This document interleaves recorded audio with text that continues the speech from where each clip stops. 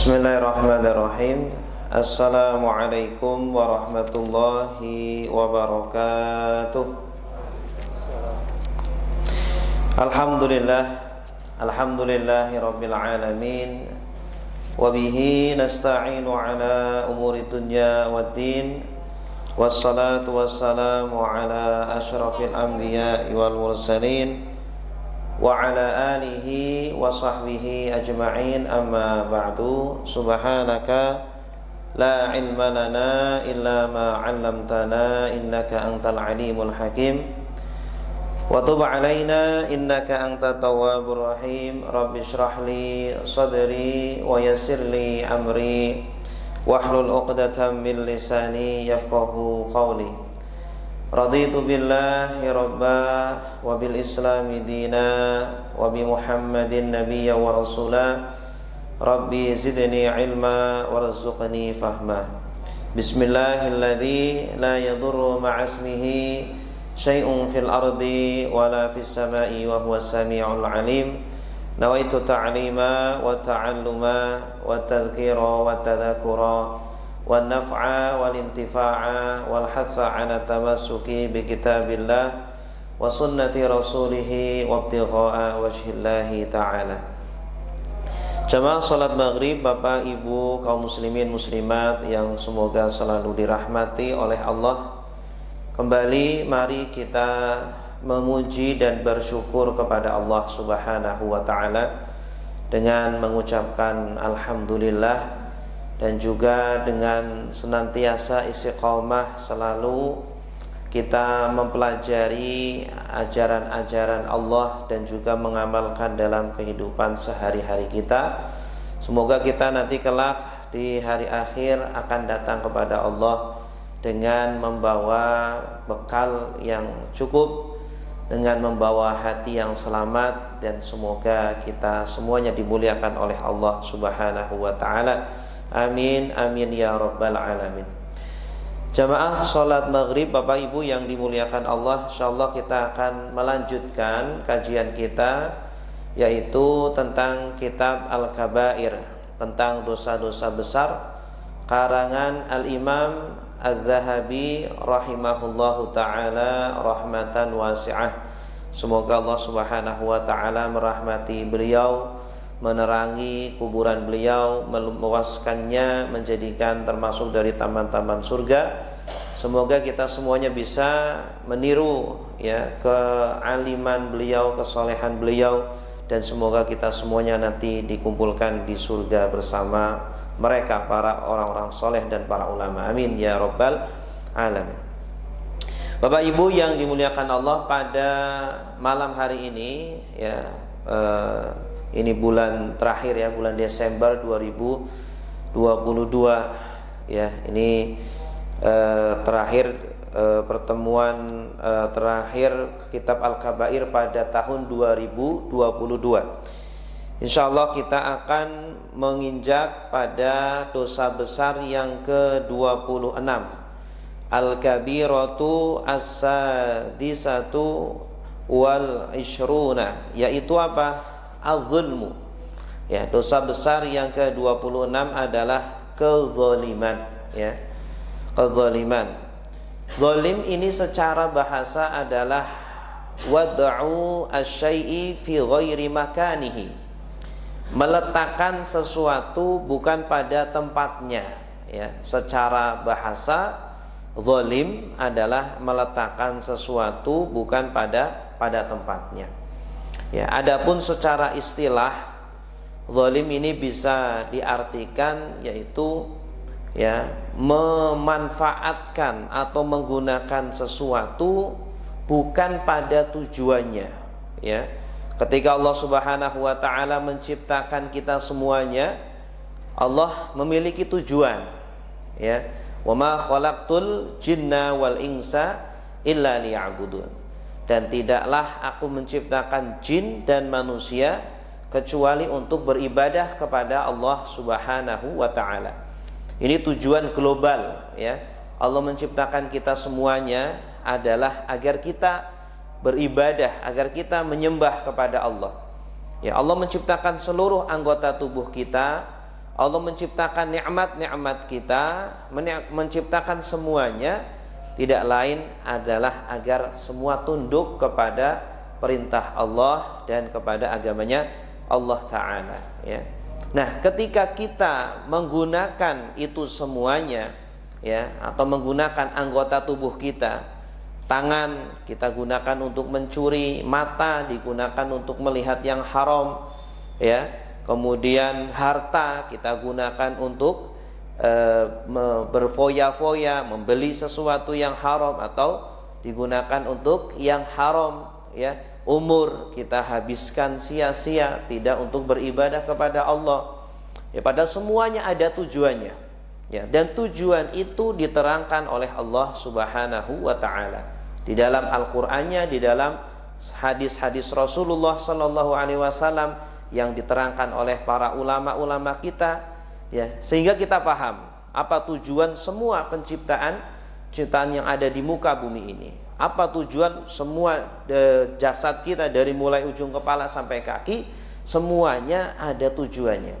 Semuanya sudah diatur oleh agama kita, ya. Apa yang harus kita lakukan dari mulai kita bangun tidur sampai kita tidur lagi, apa yang harus kita lakukan ketika umur sekian, ketika sudah tua, itu semuanya sudah diatur oleh agama kita. Ketika kita tidak menggunakan sesuai dengan petunjuknya, sesuai dengan perintahnya, maka kita telah zalim kepada Allah Subhanahu wa Ta'ala, begitu. Itu adalah definisi zalim secara istilah.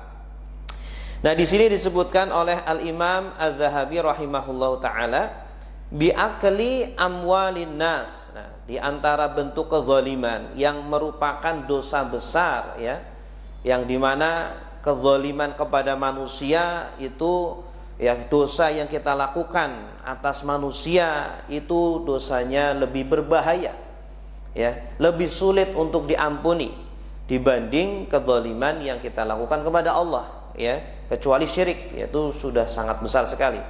Kita bermaksiat, seumpama mungkin tidak sholat ataupun kita tidak berpuasa, itu juga kezaliman juga. Tetapi, ya, dosanya lebih berbahaya ketika kita menzalimi orang lain. Makanya di dalam sebuah hadis pernah Rasulullah SAW ditanya.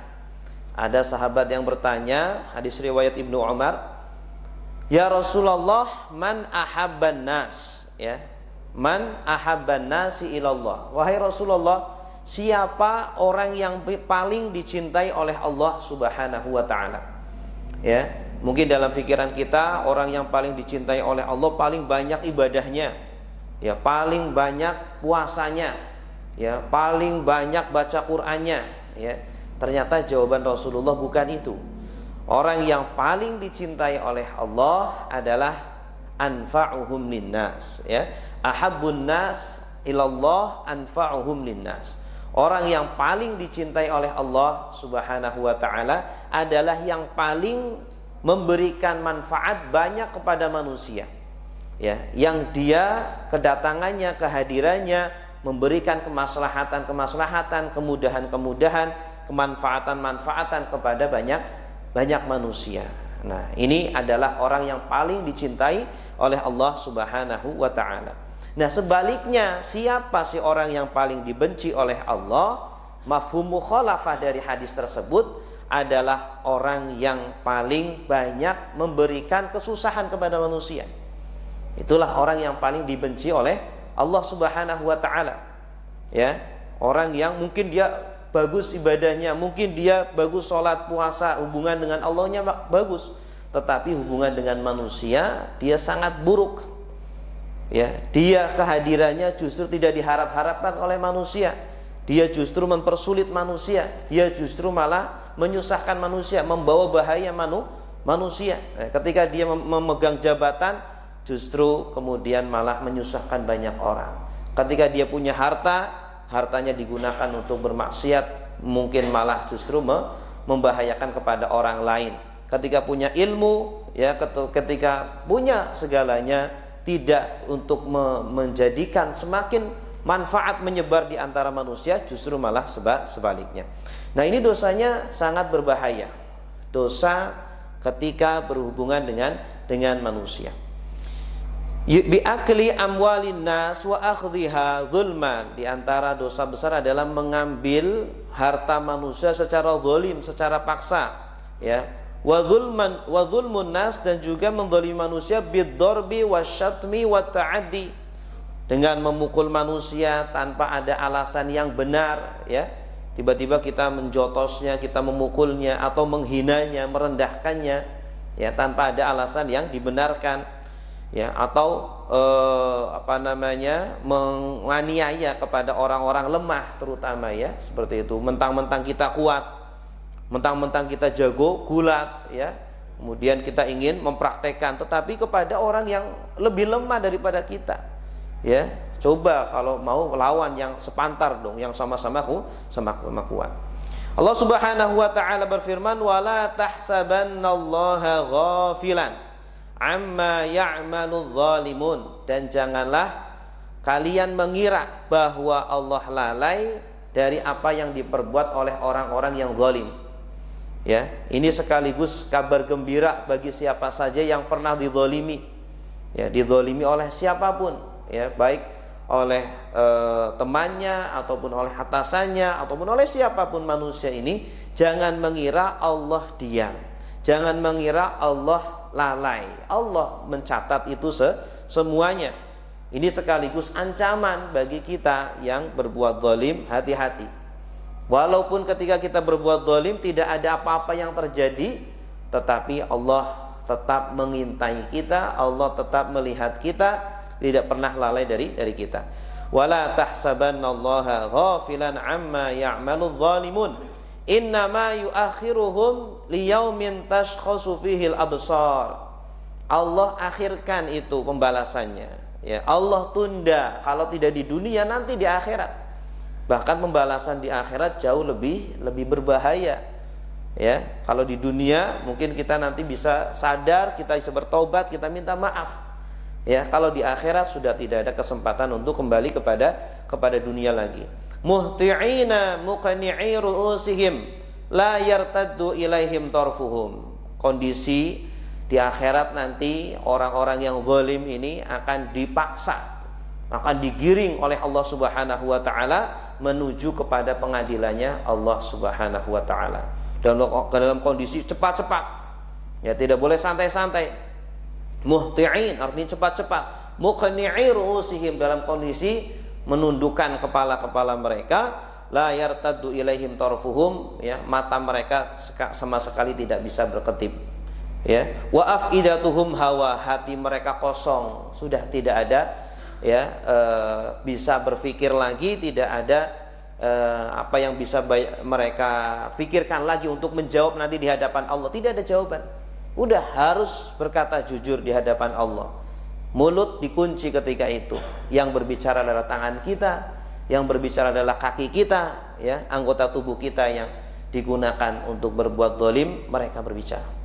Kalau di dunia mungkin kita bisa merancang-rancang alasan-alasan, ya, merancang-rancang, ya, CCTV yang palsu, ya, atau merancang cerita-cerita sehingga hakim manusia biasa bisa tertipu dengan kita. Tetapi nanti di akhirat sudah, ya, kita tidak ada pikiran apa-apa untuk merancang itu semuanya.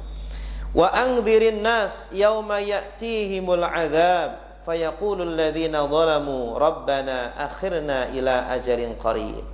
Dan berilah peringatan kepada manusia, wahai Nabi, hari di mana akan datang azab tersebut kepada orang-orang yang zalim, ya.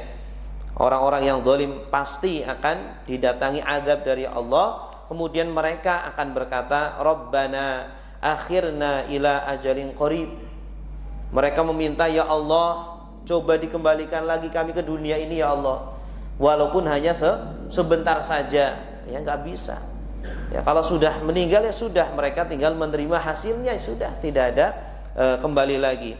Nujib da'wataka wa nattabi'ur rusul, kata mereka. Nanti mereka akan berkata, nanti kalau kami di dunia kembali lagi, hidup lagi, kami akan beriman kepadamu, ya Allah, kami akan beriman kepada Rasul. Tidak bisa lagi. Awalam takunu aqsamtum min qablu ma lakum min zawal, ya. Bukankah kalian sebelumnya sudah bersumpah seperti itu, tapi ternyata tidak. Ya, walaupun kalian nanti orang-orang kafir dikembalikan hidup lagi ke dunia, apakah akan beriman? Tidak akan beriman. Ya, tetap mereka akan mengulangi perbuatan itu lagi. Wasakantum fi masakinil ladzina zalamu anfusahum wa tabayyana lakum kaifa fa'alna bihim wa darabna lakumul amsal. Padahal kalian, wahai orang-orang kafir, ya, orang-orang Mekah, kalian tinggal di tempat di mana orang-orang zalim dahulu dibinasakan di sana. Ya, orang-orang Mekah itu kan kalau bersafar ke Syam itu melewati ya perkampungan-perkampungan orang-orang zaman dahulu yang dibinasakan oleh Allah Subhanahu wa taala. Seharusnya itu menjadi pelajaran, itu menjadi peringatan agar mereka tidak seperti mereka, ya, agar mereka berubah, agar mereka tidak menjadi seperti umat nabi-nabi terdahulu yang dibinasakan oleh Allah Subhanahu wa taala. Bapak Ibu yang dimuliakan Allah, kemudian Rasulullah sallallahu alaihi wasallam bersabda, "Innallaha la yumli lidzalim hatta idza akhadhahu lam yafluthu." Ya. Sungguh Allah, ya, ini mungkin sudah menjadi sunnatullah. Allah akan menunda-nunda orang yang zalim. Ya. Allah akan membiarkan orang-orang yang zalim. Banyak di antara di dunia ini, ya, orang-orang yang zalim yang ditunda-tunda oleh Allah, dibiarkan oleh Allah. Dia dalam kondisi sehat terus-menerus, ya, ekonominya terus, kerajaannya terus semakin jaya, tetapi dia semakin jauh dari Allah Subhanahu wa taala. Dia terus berbuat semena-mena kepada hamba-hamba Allah. Jangan kira ketika kita dalam kondisi seperti itu, kita dalam kondisi baik-baik saja. Karena ternyata ada sunnatullah yang seperti itu. Ya, ketika kita berbuat zalim terus kepada orang lain, mungkin kepada bawahan kita, mungkin kepada istri kita, mungkin kepada anak kita, kepada siapapun, kita berbuat zalim tetapi tidak ditegur oleh Allah Subhanahu wa taala.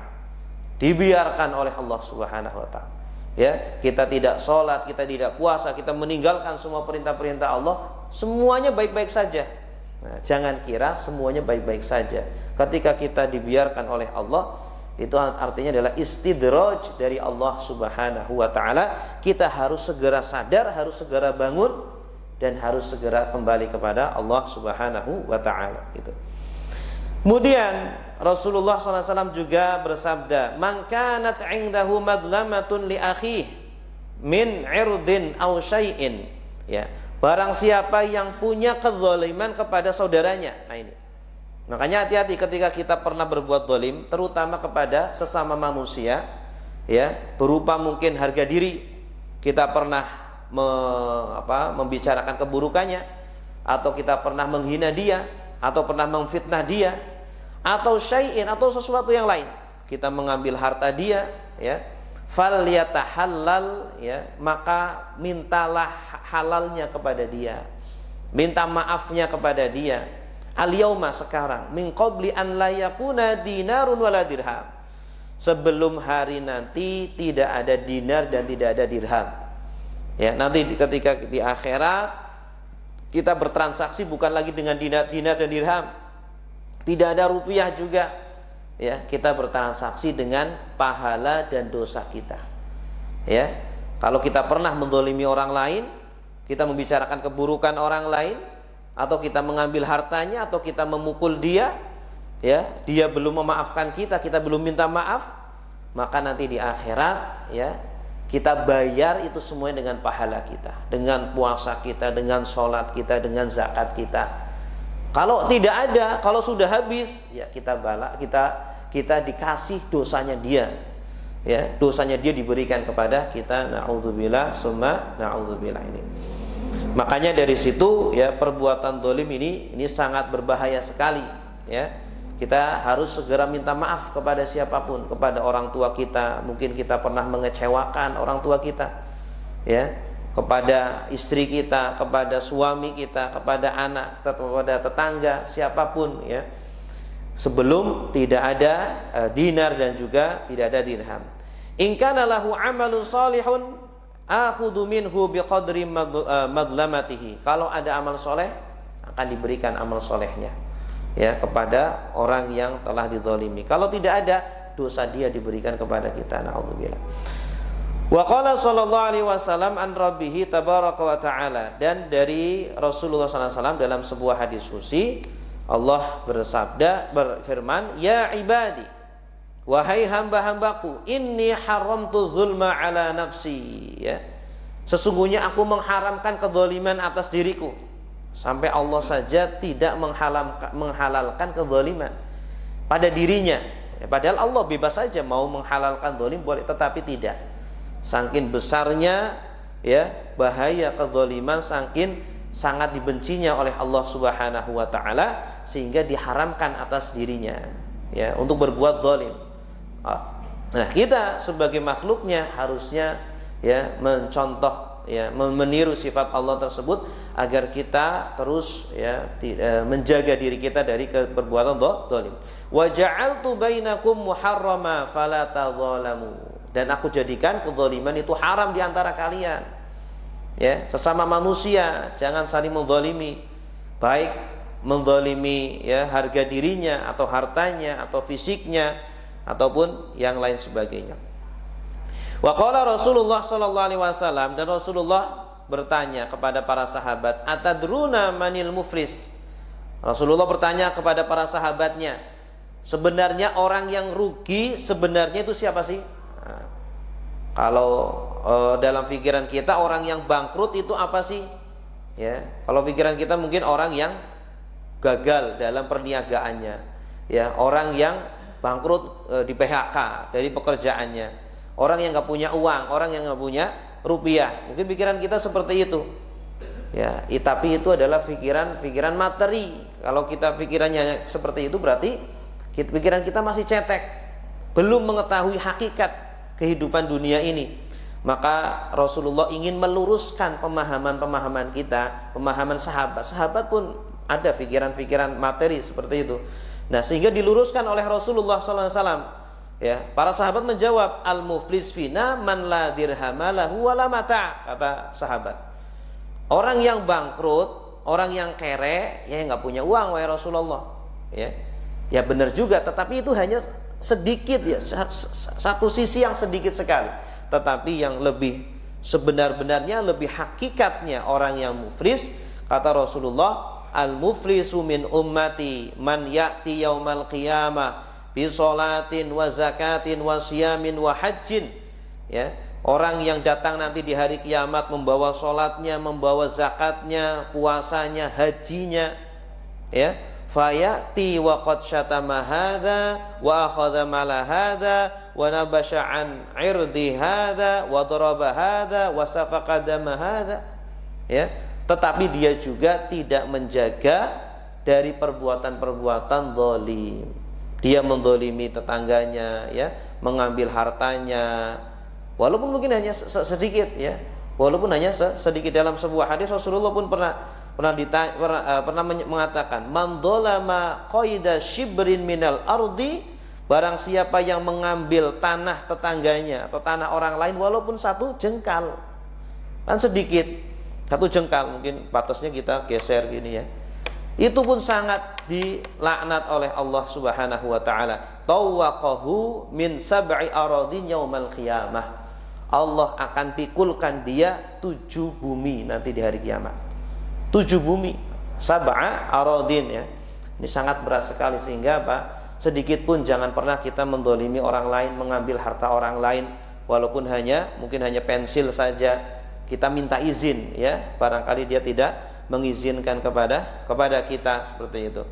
Nah, kalau kita tidak menjaga itu semuanya, nanti di hari kiamat kita tidak bisa masuk surga kecuali harus, ya, diambil, ya, hak-hak tersebut, seperti itu.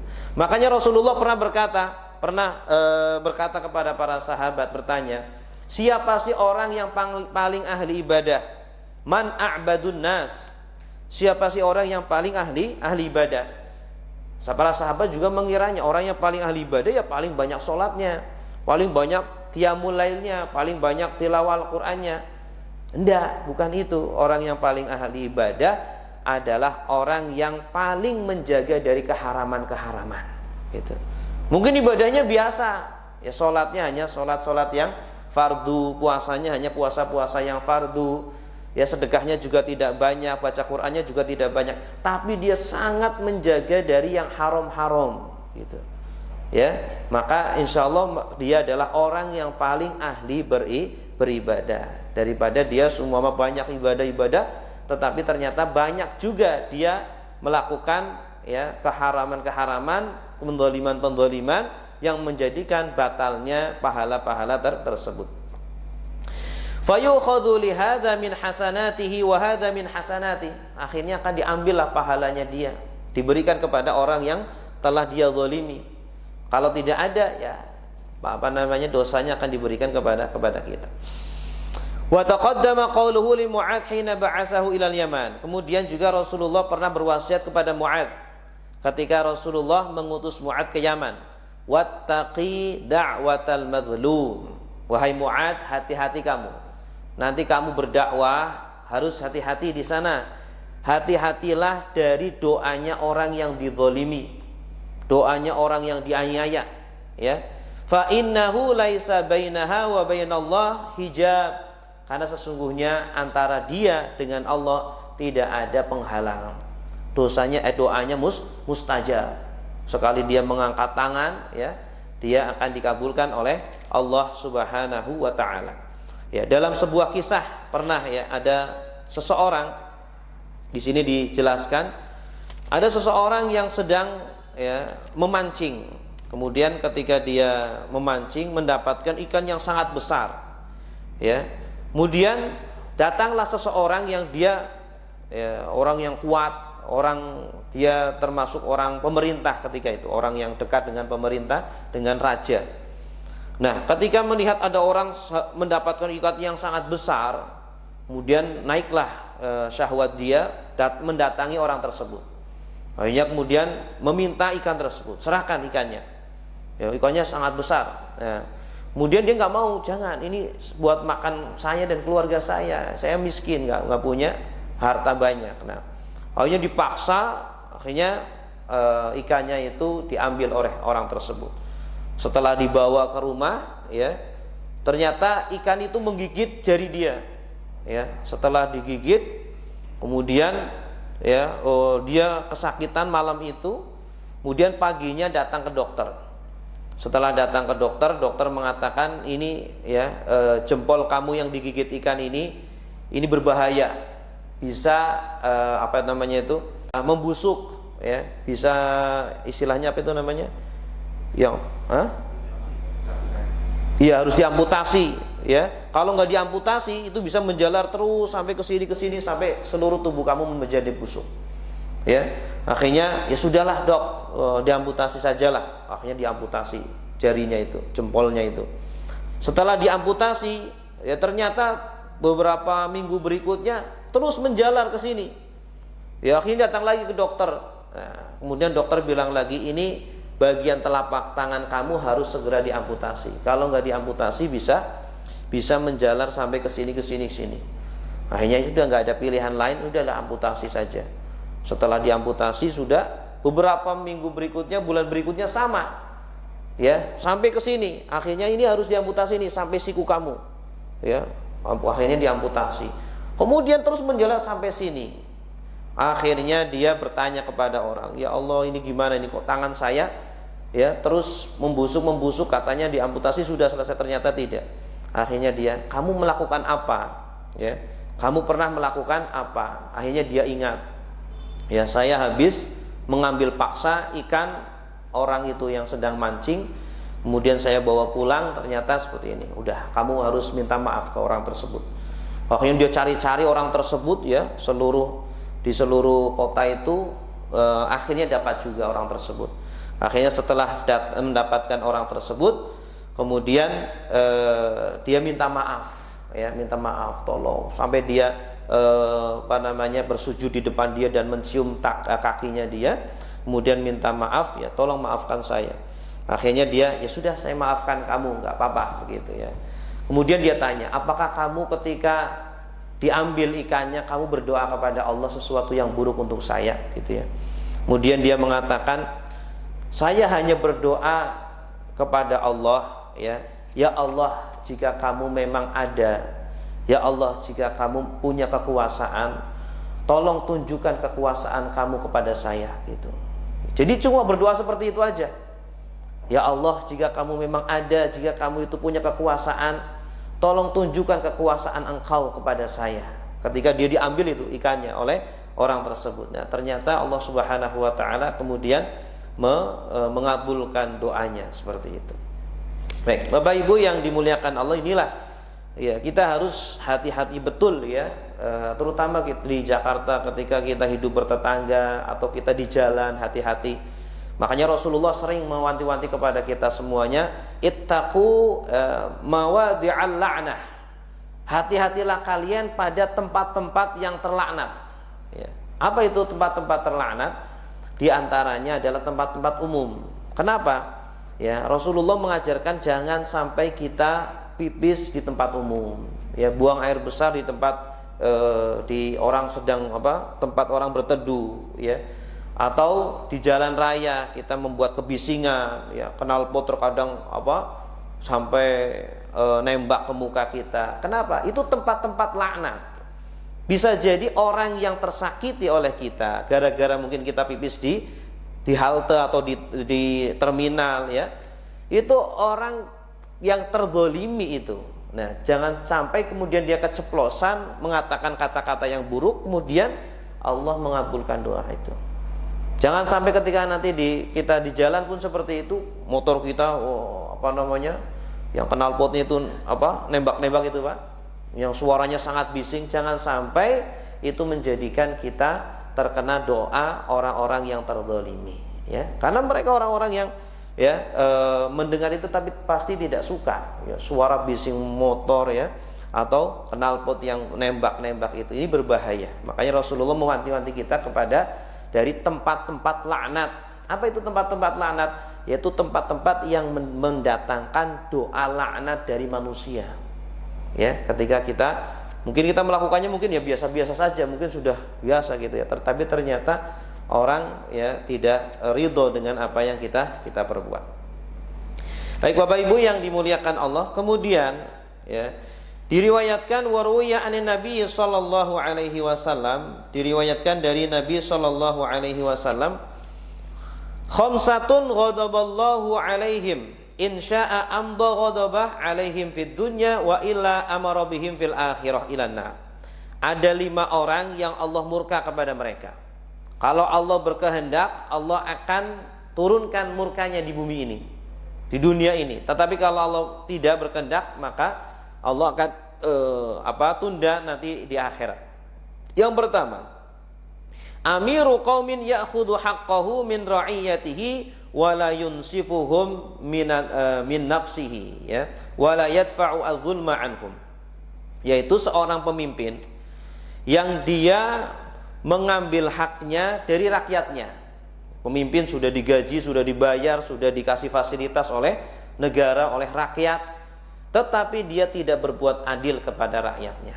Ya, Allah murka kepada pemimpin yang seperti itu.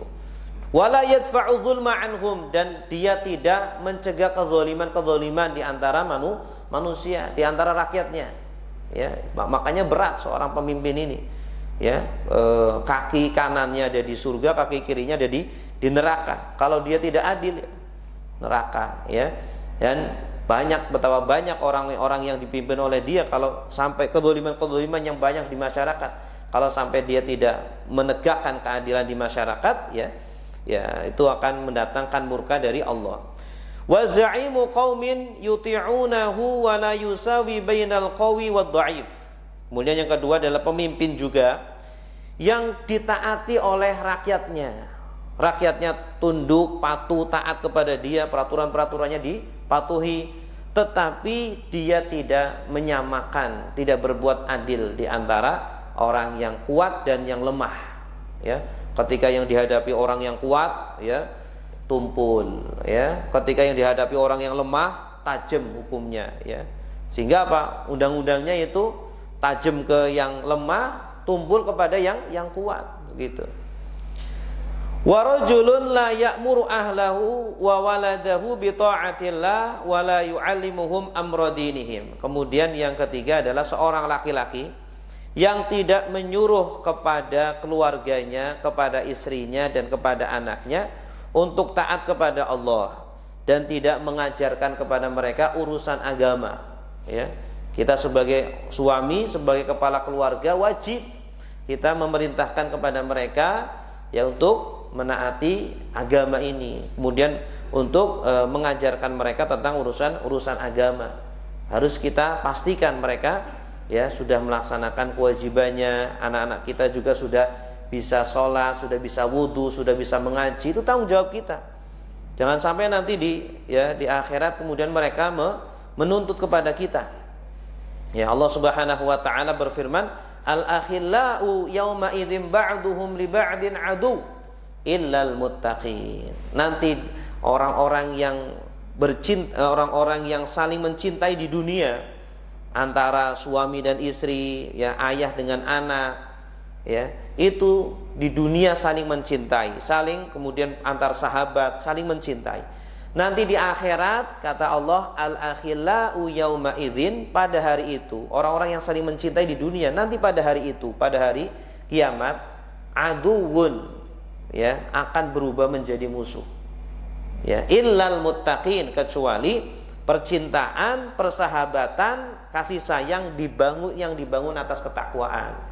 Kalau kita memang mencintai istri kita karena Allah, mencintai anak kita karena Allah, mencintai sahabat kita karena Allah, jangan sampai ya kita membiarkan mereka tidak sholat. Jangan sampai kita membiarkan mereka berbuat dosa. Ya, kenapa? Karena kalau nanti di akhirat ternyata ya kita masuk surga, kemudian mereka masuk neraka gara-gara kita tidak menasehati mereka, gara-gara kita membiarkan mereka, udah biarin aja. Anak saya mau sholat nggak sholat, ya, teman saya mau sholat nggak sholat, istri saya mau ibadah atau enggak. Nah, itu nanti akan menjadi bumerang bagi kita. Mereka akan nuntut betul, ya. Kecuali kalau kita sudah menyampaikan, ayo sholat, ayo, sudah tidak ada tanggung jawab. Tapi kalau kita tidak menyampaikan, nanti mereka akan menuntut kepada kita. Diriwayatkan dari Ibnu Mas'ud, yu'khadhu biyadil abdi awil amah yaumal qiyamah fayunadi bihi ala ru'usil khalaik, hadha fulan ibnu fulan, man kana lahu alaihi haqqun falyati ila haqqih, ya. Qala fatafrahul mar'ah an yakuna laha haqqun ala abi, ya.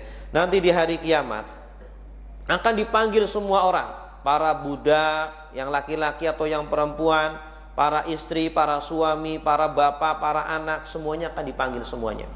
Untuk apa? Untuk ditegakkan keadilan. Sehingga ketika itu fatafrahul mar'ah, wanita akan senang. Kenapa senang? Karena dia berharap semoga ada hal yang bisa dia tuntut dari suaminya, gitu ya. Atau yang dia tuntut dari bapaknya, atau kepada bapaknya, atau kepada saudaranya. Kemudian dia akan membaca, fala ansaba bainahum yauma idzi wala yatasaalun. Pada hari itu tidak ada lagi hubungan nasab. Seolah-olah sudah tidak ada yang namanya bapak, tidak ada anak, tidak ada suami, semuanya bermusuh-musuhan. Semuanya mengharapkan ada sesuatu yang bisa dia tuntut dari bapaknya, atau dari ibunya, atau dari suaminya. Makanya hati-hati ketika kita di dunia ini, ya, kita tidak menunaikan hak kita kepada, ya, karena orang yang paling dekat itu kan keluarga kita, kepada bapak kita, kepada ibu kita, kepada istri anak kita, ya. Mereka berharap ketika itu mereka bisa menuntut mereka. Makanya di dalam surah Abasa itu kan dikatakan, yauma yafirrul mar'u min akhi wa ummihi wa abi wa sahibatihi wa bani likulli imri'im minhum yauma idzin sya'nu yughni. Hari nanti di akhirat itu semuanya lari. Yauma yafirrul mar'u, seseorang akan lari, min akhi, dari saudaranya. Lari, takut. Kenapa? Takut dituntut. Di dunia mungkin pernah dia membuat sesuatu yang menzalimi kepada saudaranya, ya. Wa ummihi wa abih, bahkan lari dari ibu dan bapaknya, ya. Wa sahibatihi wa akhi, dari istrinya dan juga dari anaknya. Semuanya pada lari, ya, karena takut mereka akan dituntut.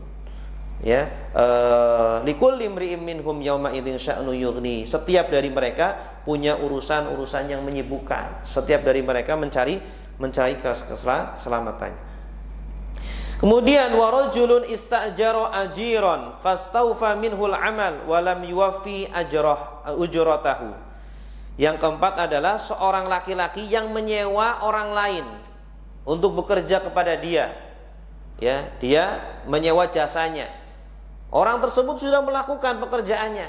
Ya, sudah mungkin membangun rumah kita atau mengantarkan kita kendaraan, ya, sudah dikerjakan oleh orang tersebut, tetapi kita tidak menunaikan ongkosnya, kita tidak membayar dia. Ya, itu nanti Allah akan marah kepada orang tersebut. Warajulun dzalama imra'atan shadaqaha. Kemudian seorang laki-laki yang menzalimi istrinya tentang maharnya. Ya, dia sudah menikahinya tapi maharnya belum diberikan, atau sudah diberikan kemudian diambil lagi, atau dia tidak menafkahi istrinya, ya, tidak memberikan hak-hak istrinya tersebut. Nah, inilah 5 orang yang Allah Subhanahu wa taala akan murka kepada orang tersebut. Baik Bapak Ibu yang dimuliakan Allah, kemudian selanjutnya di antara kezaliman yang termasuk dosa besar adalah wa minadz zulmi akhdhu malil yatim, mengambil harta anak yatim, gitu. Sumpama ada di antara kita punya keponakan, ya, sumpama orang tuanya sudah meninggal, maka kan anak itu kan menjadi anak yatim. Hati-hati dengan hartanya, ya. Kebanyakan di kita itu tidak langsung dibagi warisannya, padahal kalau bisa itu segera dibagi. Kenapa? Karena kalau tidak dibagi, dikhawatirkan hartanya terbengkalai atau hartanya dipakai oleh orang lain. Dan yang memakai sekeluarganya sendiri, ya. Padahal itu adalah hak anak yatim. Secara tidak langsung kita mengambil harta anak yatim itu. Akhirnya karena sudah terbiasa, akhirnya sudah tidak dikembalikan lagi kepada anak yatim tersebut. Nah, ini sebuah kezaliman yang kita harus hati-hati, ya. Wa minadz zulmi akhdhu malil yatim, gitu. Kemudian juga wa min a'dhamidz zulmi al-mumatalah bihaqqin 'alaihi ma'a qudratihi 'alal wafa, ya. Di antara kezaliman adalah menunda-nunda membayar hutang, padahal dia sanggup untuk mensegerakan membayar hutang, sudah ada uangnya tetapi dia tunda-tunda. Ini juga termasuk kezaliman. Rasulullah SAW bersabda, matlul ghaniyyi zulmun, ya. Menunda-nundanya orang yang mampu untuk membayar hutang, dia mampu membayar hutang tapi dia tunda-tunda, nanti aja, ya, maka itu adalah sebuah kezaliman. Bahkan Rasulullah mengatakan layyul wajidi zulmun yahillu 'irduhu wa 'uqubatuh, ya. Menunda-nundanya orang yang mampu memunda untuk membayar hutang itu adalah kezaliman, sehingga halal harga dirinya dan halal hukumannya. Maksudnya halal dia dihukum. Artinya boleh di blacklist namanya, ya. Sumpama ada orang mau dipinjemin sama dia, mau dihutangin sama dia, bilang aja jangan mau dipinjemin sama dia, karena dia udah terkenal nggak mau bayar hutang, gitu, ya. Bahkan boleh ditahan, boleh dihukum agar dia bersegera untuk membayar hutangnya, gitu. Bapak Ibu yang dimuliakan Allah, kemudian di antara kezaliman juga adalah idza zalama yahudiyan aw nasraniya. Ternyata kezaliman tidak hanya antar sesama muslim saja. Kepada non muslim kita pun haram untuk berbuat zalim. Kepada Yahudi, kepada Nasrani, ya, selagi mereka itu tidak menzalimi kita, tidak memerangi kita, ya, kecuali kalau mereka memerangi kita, mengangkat senjata kepada kita, begitu. Nah, mereka yang baik dengan kita, mereka yang zimmi, kata Rasulullah, man adza zimmiyan faqad adzani. Barang siapa yang menyakiti kafir zimmi, kafir bukan kafir harbi, maka dia telah menyakiti Rasulullah sallallahu alaihi wasallam, gitu, ya. Kemudian juga dalam sebuah hadis, ana hajijuhu aw qala ana khosmuhu yaumal qiyamah. Orang-orang yang menzalimi non muslim tanpa salah, ya, tanpa dia punya alasan yang hak, maka saya akan menjadi lawannya nanti di hari kiamat. Jadi Rasulullah bukan berdiri di samping kita, justru berdiri di samping orang kafir itu.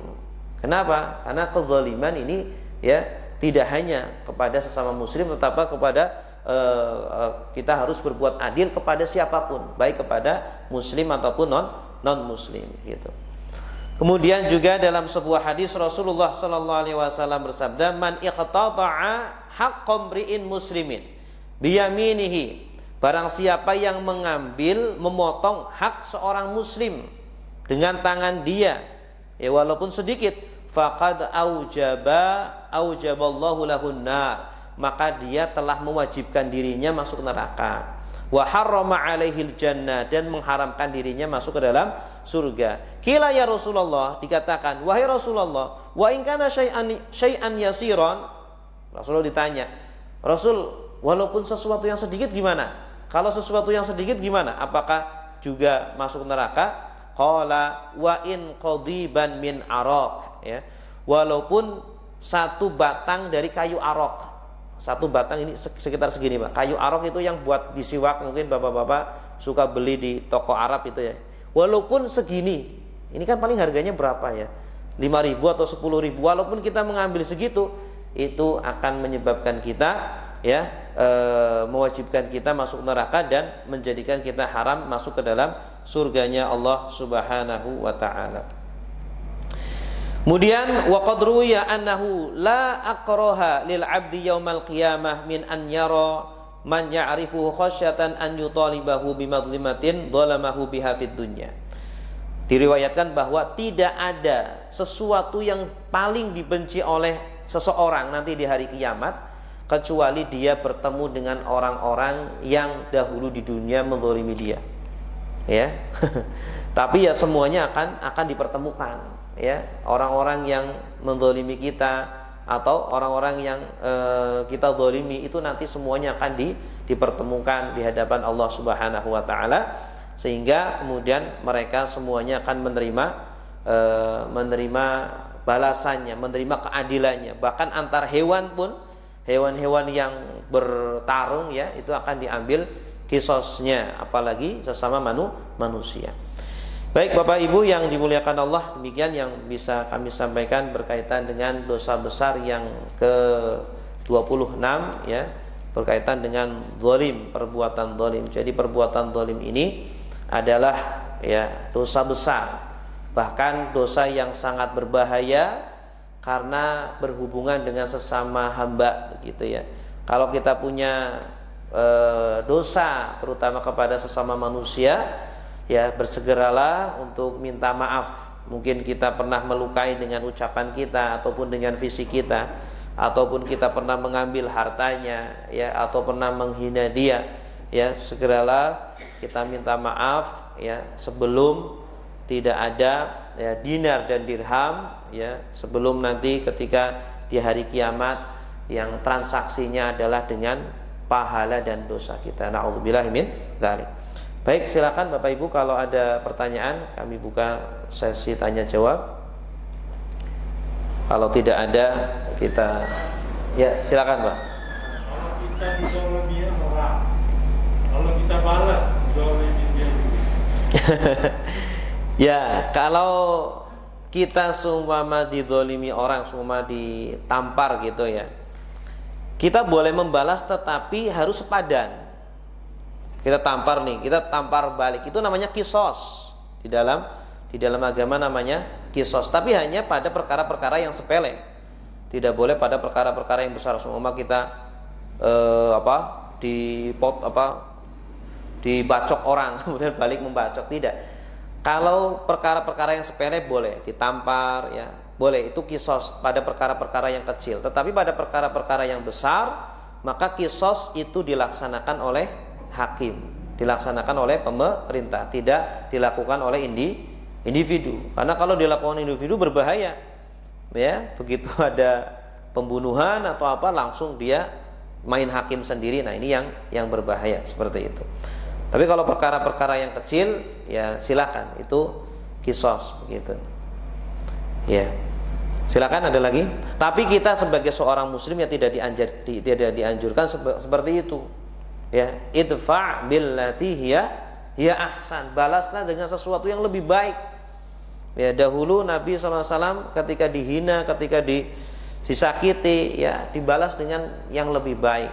Para ulama kita juga, ada ulama yang pernah dikabarkan, wahai syekh, engkau dibicarakan jelek di majelisnya si fulan, ya katanya engkau begini, diribahi, dirasani. Kemudian ulama tersebut bukannya kemudian mengribahi balik, bukan ngomongin kejelekannya balik, malah dia suruh ngambilin kurma. Tolong ini kurma 1 piring, kasihkan kepada dia, ya ucapkan terima kasih kepada dia karena dia telah menghibahkan pahalanya kepada saya, seperti itu. Malah dia dikasih yang baik gitu. Nah, makanya seorang muslim ya harus berdakwah tidak hanya dengan ucapannya saja, tetapi dengan perbuatan. Di antara ajaran Nabi SAW adalah ketika disakiti, ketika dizalimi, justru malah dibalas dengan kebaikan. Itulah yang menjadikan kemudian semua orang-orang yang berinteraksi dengan Nabi ya pasti akan jatuh cinta kepada Nabi SAW karena akhlak baiknya beliau SAW. Baik, terima kasih Bapak Ibu yang dimuliakan Allah. Kita akhiri majlis kita dengan doa kafaratul majlis. Subhanakallahumma wa bihamdika asyhadu an la ilaha illa anta astaghfiruka wa atubu ilaik. Wassalamualaikum warahmatullahi wabarakatuh.